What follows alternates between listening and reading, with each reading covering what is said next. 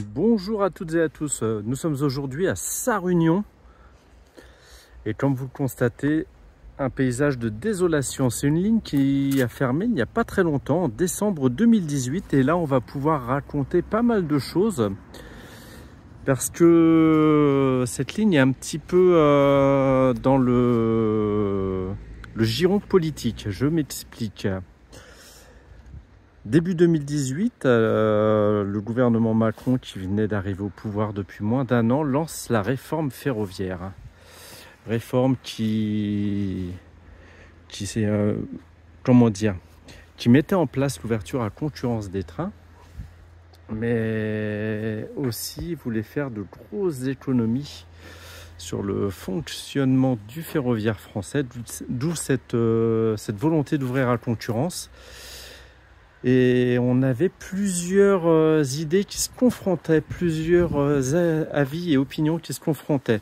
C'est-à-dire que vous aviez le discours gouvernemental avec Elisabeth Borne qui disait partout, sur les plateaux télé, sur les plateaux radio et dans la presse, que grâce à sa réforme ferroviaire, grâce au nouveau pacte ferroviaire, il y aurait plus de trains, plus de services et moins cher. Et ça, c'était ce qu'elle martelait. C'était, comme vous le savez, il faut un slogan pour faire adopter une loi. C'est comme Nicolas Sarkozy qui disait travailler plus pour gagner plus. Donc là, c'était plus de trains, plus de services et moins cher. On remarque que la fermeture de la ligne fait qu'il y aura des murs un peu partout. Et donc, c'était le slogan qui était matraqué partout. Et par la même occasion, vous aviez le rapport que le gouvernement avait commandé à Jean-Cyril Spinetta, qui était le patron d'Air France et qui était en guerre contre la SNCF. Et je ne sais pas si vous vous souvenez, Jean-Cyril Spinetta faisait beaucoup de communiqués de presse, communiquait beaucoup pour crier pas sa haine de la SNCF, mais son opposition à la politique de la SNCF. Et il avait même, vous pouvez le retrouver dans la presse, il avait même prévu de lancer sa propre compagnie ferroviaire, Air France, avec des trains à grande vitesse, vu qu'il ne s'entendait pas avec les dirigeants SNCF de l'époque. Ça ne s'est pas fait, mais ils s'étaient alliés avec Veolia et ils avaient créé une joint venture, une co-entreprise entre Veolia et Air France pour exploiter des TGV. Ça n'a pas fonctionné, mais il y a eu quand même un début. Et donc, à ce grand patron de l'aérien, on a commandé un rapport sur le ferroviaire. Et Jean-Cyril Spinetta, ce qu'il proposait dans son rapport, c'était plus ou moins la fermeture de 9000 lignes du réseau, c'est-à-dire à peu près un tiers du réseau ferroviaire français. Vous voyez, ça se contrebalance avec ce que disait Elisabeth Borne, qui annonçait partout que grâce à sa réforme, il y aurait plus de trains, plus de services et moins cher. Et on avait durant les discussions de ce nouveau pacte ferroviaire, deux fermetures qui télescopaient le discours d'Elisabeth Borne et d'Emmanuel Macron. C'est-à-dire qu'il y avait la ligne Saint-Dié-Épinal qui fermait, Saint-Dié-des-Vosges-Épinal, et la ligne qui était prévue de fermer, Sarreguemines, Sarre-Union. Et que voulais-je vous dire par rapport à ça? Comme ça patinait énormément et qu'il y avait un fort mouvement des cheminots, fort mouvement de grève, comme à son habitude, le président Macron va au contact des Français, comme il le dit. C'est surtout pour faire de la communication et des belles images avec les médias, où il allait à Saint-Dié-des-Vosges et il tombe sur les syndicalistes cheminots qui lui disent que sa réforme et le discours sont totalement contradictoires et que, comment dire, il n'y aura pas plus de trains vu qu'on ferme des lignes. Et ce qui se passe, c'est que devant les caméras, il ne fallait pas perdre la face. Et Emmanuel Macron dit on va réouvrir Saint-Dié-des-Vosges, Épinal. Et la promesse aura été tenue. Il fallait accompagner la réforme, et comme elle passait mal dans l'opinion publique, elle passait mal dans l'opinion cheminote, annoncer une réouverture, ça fait toujours, c'est toujours bien pour une réforme. Vous avez vu. Non, on œuvre, on ferme pas des lignes. Non, on ferme pas 9000 km de lignes. Alors que c'était plus ou moins pas acté, mais le rapport était bien accueilli en très haut lieu. Et comme le tollé se poursuivait, ce qui s'est passé toujours dans les discussions à l'Assemblée nationale, c'est que officiellement on ne ferme plus les 9000 km de ligne. Ouais, il y a du monde, c'est une autoroute ici. Officiellement on ne ferme plus les 9000 km de ligne, mais on laisse le choix aux régions de fermer ou de maintenir des lignes, et donc de les financer évidemment. Officiellement, l'État ne ferme pas de lignes, mais il refile la patate chaude à toutes les collectivités locales, régions, départements.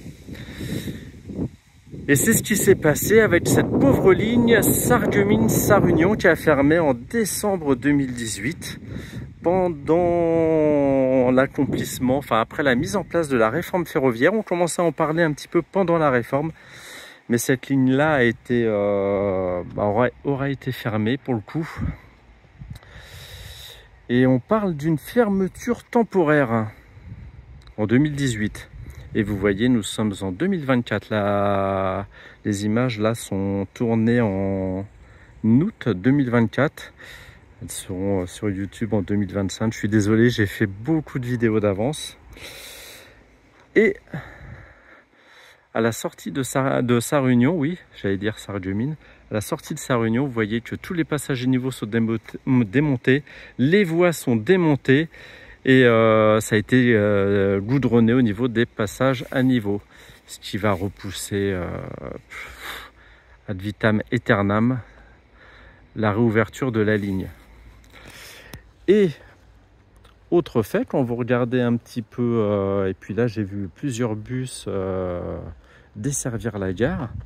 Sur les 5 bus que j'ai vus, il n'y a eu qu'une personne qui est descendue d'un des bus.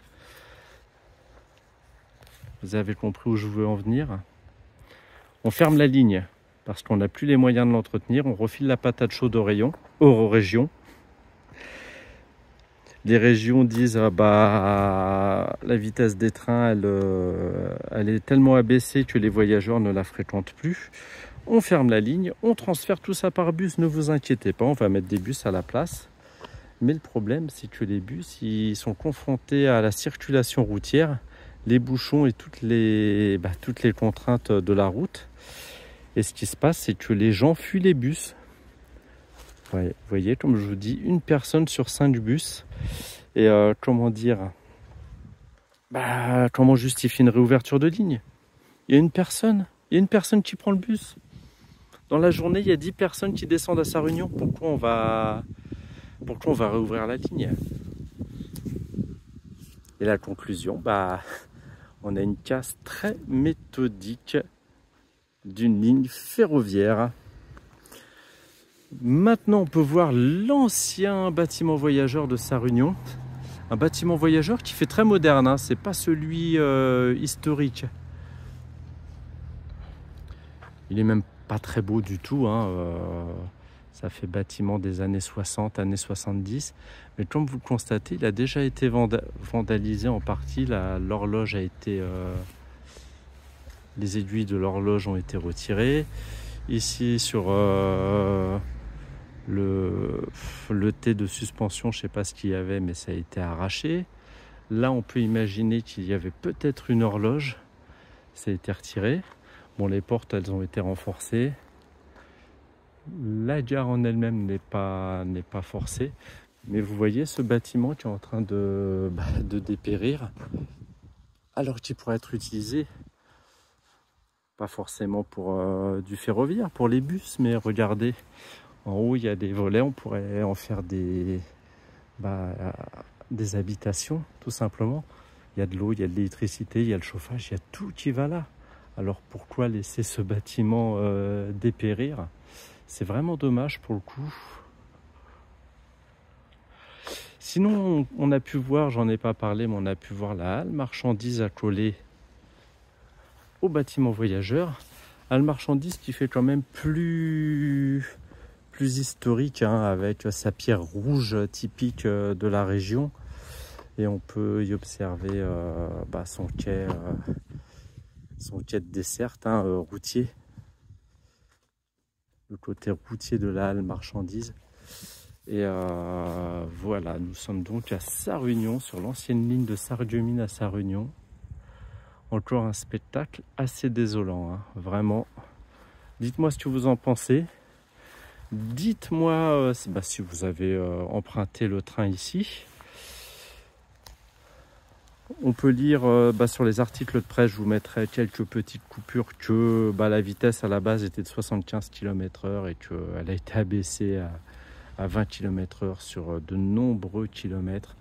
Ce qui fait que petit à petit, elle n'attirait de moins en moins de monde, hein. Comme je vous le disais, pour relancer une ligne, il faut investir dedans. Si on n'investit pas, elle périclite. Et les voyageurs la fuient. Voilà. Et je vous souhaite un bon visionnage. J'espère que malgré tout, cette vidéo vous aura plu. J'ai vu sur la route une très belle gare, vraiment. C'est à Lénin, L-E-N-I-N-G. Et vraiment un super bâtiment voyageur avec sa halle marchandises à coller. Il faudra que j'y retourne. Il n'y a plus de voie, mais vraiment sur le bord de la route. Et ça mériterait que j'aille faire une petite vidéo. Allez, je vous laisse et je vous souhaite un très bon visionnage. Allez, je reprends rapidement la vidéo. Donc la ligne continuait, hein, c'était la liaison voyageur qui était stoppée à Sarre-Union. Sinon la ligne continue derrière nous vers Berthelmin. Je pense que ça se dit comme ça. Berthelming. Non, je pense que c'est Berthelmin. Corrigez-moi. Et donc on peut voir ici le heurtoir, hein, qui matérialisait l'arrêt des trains.